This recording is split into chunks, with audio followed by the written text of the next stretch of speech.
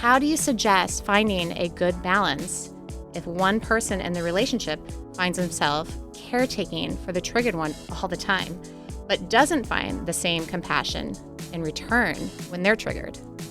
Beautiful question.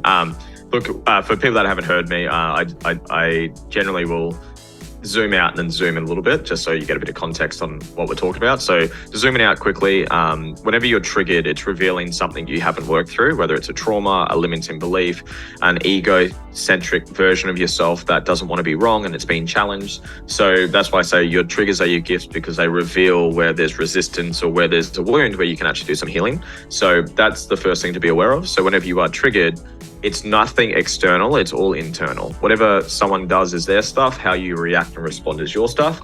So if you're blaming anyone, especially your partner, for how you feel and how you react, you're giving your power away. Someone could say anything, the most horrible, condescending, nasty things to someone. And if there was no wounds in that area or nothing there was no resistance there and there was no truth to it, then you would have no reaction. So there's words only hurt you to the level you believe them yourself. That's from Peter Crone.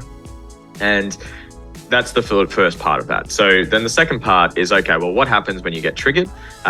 In a relationship, you would be triggered more than anywhere else. Why? Because they see more sides to you. Because like we've just met each other on this camera for about sort of 5-10 minutes. We're only going to see a certain side of each other, right? We're not going to see each other when we're sick, when we haven't had enough sleep, when the washing machine breaks, when we're having some financial pressure, and you see all those different iterations of yourself. So you do get your buttons pushed more in a relationship just because they're around you more than anyone else, depending, well, for majority of relationships anyways. But to then zoom in on your question. So when you do get triggered, you regress back to the person you were when that event happened.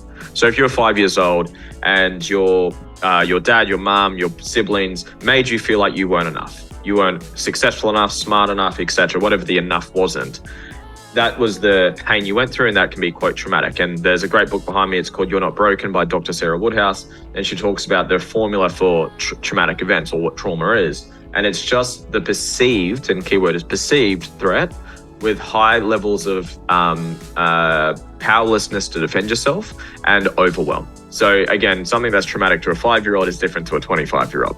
So when you get triggered, you're going to regress back to that 5-year-old self. Now, that is the beautiful opportunity, because in that opportunity, that's when you can heal.